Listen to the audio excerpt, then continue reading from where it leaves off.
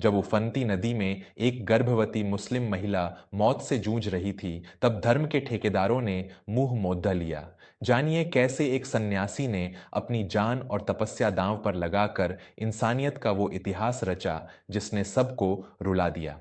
नमस्कार, मैं विवेक वर्मा, जिसे आप SI वर्मा के नाम से भी जानते हैं। आज वर्मा स्टोरीज के इस मंच पर आपके सामने एक ऐसी कहानी लेकर आया हूं जो इंसानियत और धर्म के असली मायने समझाती है। हम अक्सर मंदिरों और मस्जिदों में ईश्वर को खोजते हैं, लेकिन हम यह भूल जाते हैं कि दुनिया का सबसे बड़ा धर्म इंसानियत है और सबसे बड़ा ईश्वर किसी लाचार की जान बचाने में बसता है। जब समाज धर्म, जाति और भेदभाव की दीवारों में अंधा हो जाता है, तब कोई एक ऐसा मसीहा उठता है जो इन सारी दीवारों को तोड़ कर एक ऐसी मिसाल कायम करता है जिसे सदियों तक याद रखा जाता है।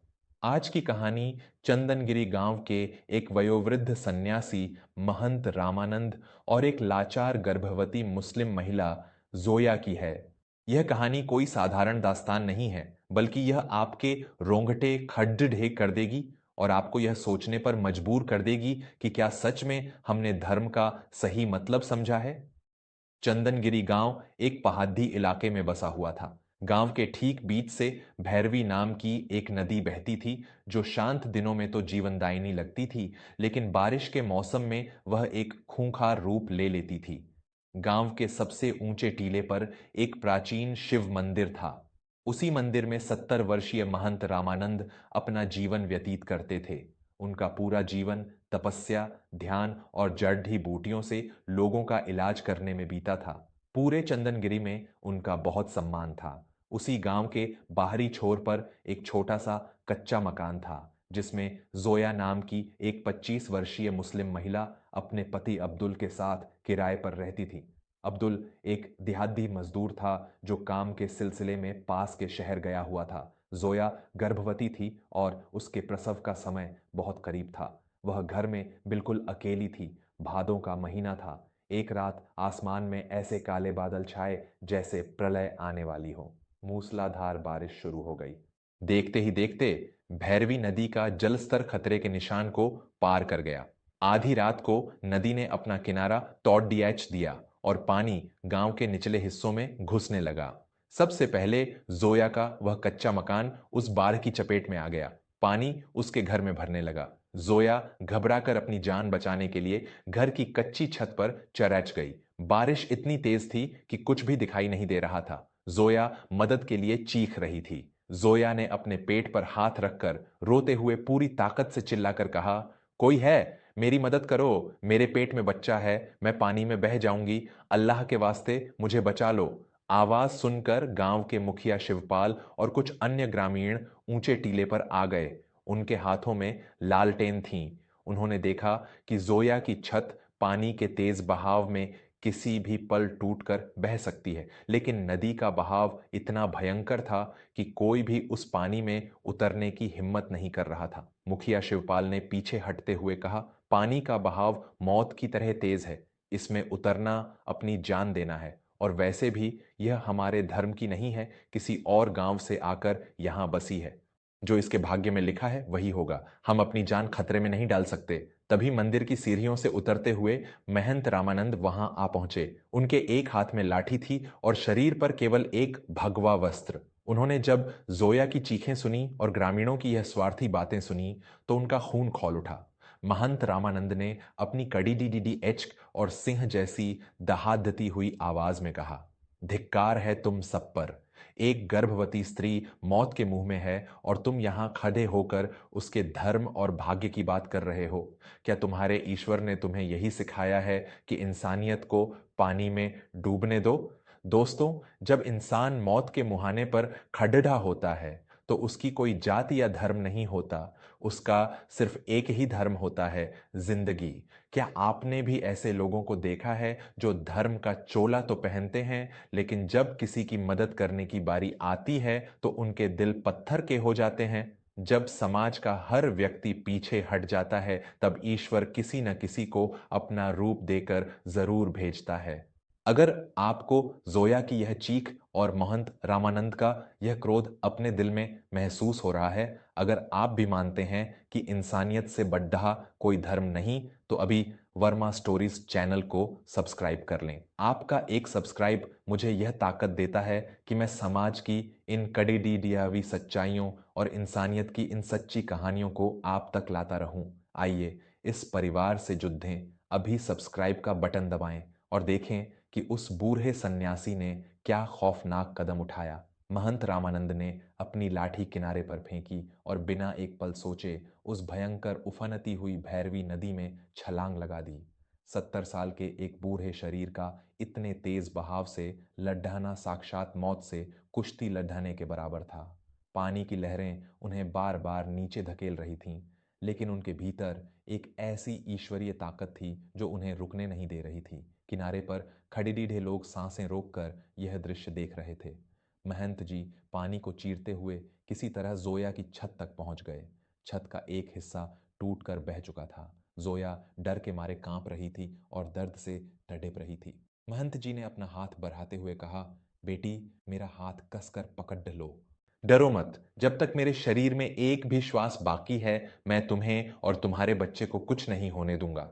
शिव पर भरोसा रखो। जोया ने रोते हुए उनका हाथ पकड़ लिया। महंत जी ने जोया को अपने मजबूत कंधों का सहारा दिया और एक हाथ से तैरते हुए भयंकर लहरों से जूझते हुए किसी तरह उसे सुरक्षित ऊंचे टीले तक ले आए। दोनों पानी से पूरी तरह भीग चुके थे और हाँफ रहे थे, लेकिन मुसीबत अभी टली नहीं थी। पानी के तेज ठंडे बहाव और डर के कारण जोया को समय से पहले ही प्रसव पीड़ा शुरू हो गई।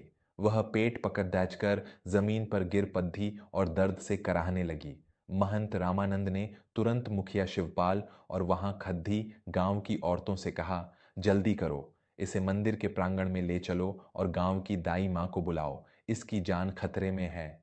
लेकिन शिवपाल और उसकी पत्नी ने बहुत ही घृणित और कठोर स्वर में कहा, महंत जी, आप होश में तो हैं? यह एक मुस्लिम औरत है। हम इसे अपने पवित्र शिव मंदिर में कैसे जाने दे सकते हैं? मंदिर अपवित्र हो जाएगा और इस भयानक तूफान में कोई दाई मां यहां नहीं आएगी। हमने इसे पानी से बाहर आने दिया, यही बहुत है। यह सुनकर जोया फूट फूट कर रोने लगी। उसे लगा कि वह अब नहीं बचेगी। दोस्तों, क्या धर्म इतना कमजोर होता है कि किसी लाचार की मदद करने से अपवित्र हो जाए? जो ईश्वर पूरे ब्रह्मांड को पनाह देता है, क्या उसका मंदिर इतना छोटा हो सकता है कि वहां एक जन्म लेने वाले बच्चे और तड़पती हुई मां को जगह न मिले? धर्म की इस खोखली और संकीर्ण सोच ने न जाने कितनी बार इंसानियत का कत्ल किया है। अगर मुखिया की यह बातें आपके खून में भी उबाल ला रही हैं और अगर आप महंत जी के इस महान बलिदान के साथ खड़े हैं, तो बिना एक पल गंवाए वर्मा स्टोरीज को सब्सक्राइब करें। आपके जुड़ने से इस चैनल का हौसला बढ़ता है कि हम समाज में फैले इस वैचारिक जहर के खिलाफ अपनी आवाज उठाते रहें। तो तुरंत सब्सक्राइब करें और चलिए आगे देखते हैं कि महंत जी ने इस क्रूर समाज का कैसे सामना किया। महंत रामानंद की आंखों में अब एक ऐसा क्रोध था जो ज्वालामुखियों को भी शांत कर दे। उन्होंने मुखिया शिवपाल की आंखों में आंखें डालकर दहाड़ते हुए कहा, जिस मंदिर में इंसानियत के लिए दरवाजे बंद हो जाएं, वो मंदिर नहीं, पत्थरों का एक मृत ढांचा है। मेरा ईश्वर कण कण में बसता है और आज मेरा ईश्वर इस तड़ापती हुई बच्ची के भीतर है। हटो मेरे रास्ते से। महंत जी खुद जोया को सहारा देकर मंदिर के एक सुरक्षित और गर्म कमरे में ले गए। उन्होंने बाहर खड्डे एक 25 वर्षीय युवा लड्डाच के मोहन को अपने पास बुलाया। महंत जी ने अपने गले से एक अत्यंत प्राचीन और बहुमूल्य सोने की रुद्राक्ष माला उतारी। यह माला उनके गुरु ने उन्हें 50 साल पहले दी थी और यह उनके प्राणों से भी ज्यादा प्रिय थी। महंत जी ने वह माला मोहन के हाथ में रखते हुए कहा, मोहन, इस तूफान में नदी पार करके शहर से एक डॉक्टर को लाना असंभव है, लेकिन तुम यह सोने की माला लो। इसे जाकर नदी के पार वाले सबसे लालची नाव वाले को दे देना। यह माला देखकर वह तूफान में भी अपनी नाव उतार देगा। जाकर किसी भी कीमत पर शहर से डॉक्टर को लेकर आओ। मेरी तपस्या की सारी कमाई आज मैं इस बच्ची की जान बचाने के लिए दांव पर लगा रहा हूं।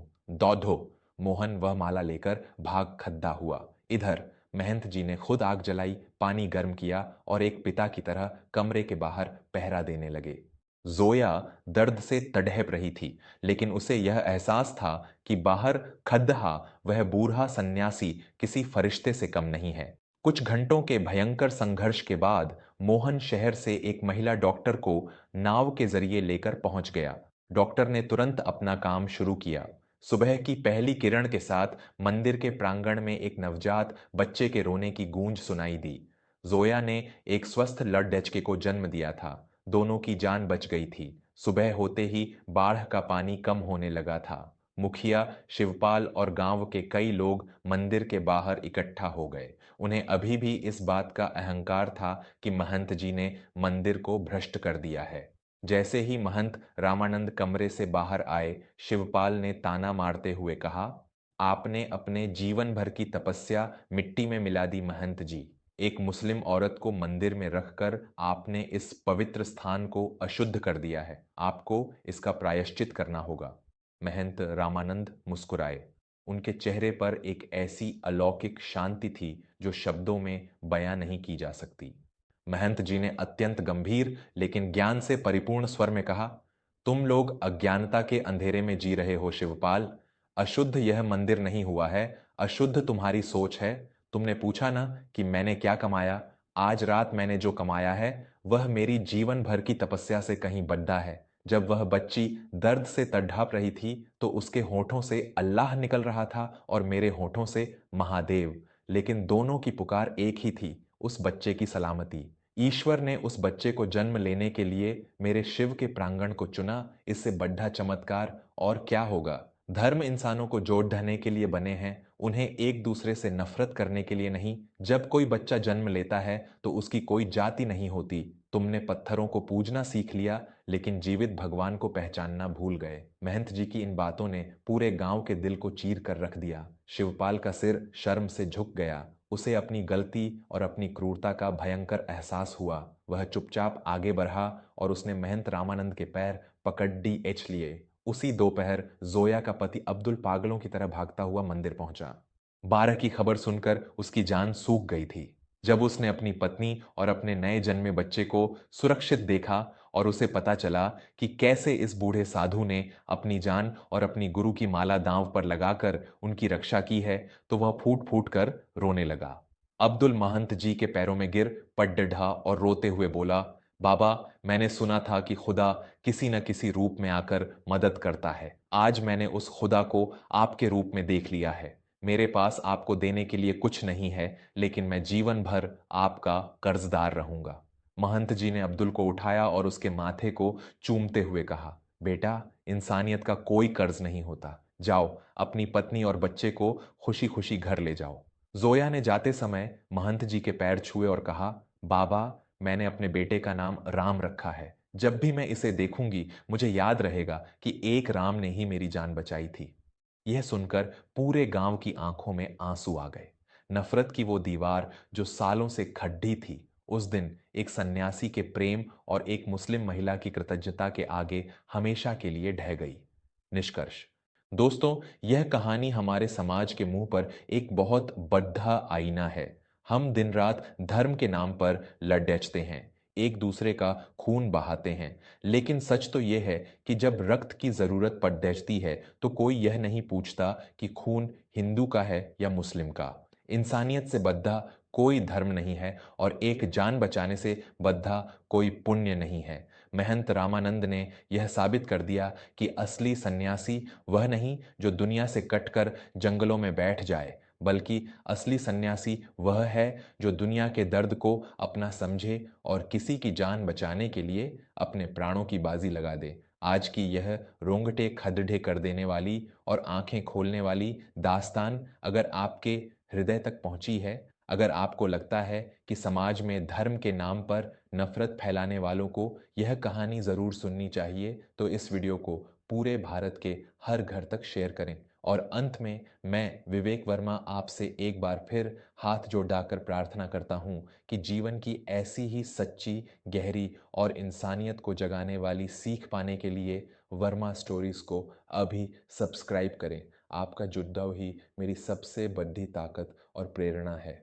कमेंट में इंसानियत सबसे बद्धा धर्म जरूर लिखें और बताएं कि महंत जी का यह बलिदान आपको कैसा लगा। मिलते हैं अगली कहानी में, तब तक अपने भीतर के इंसान को हमेशा जिंदा रखें। धन्यवाद और नमस्कार।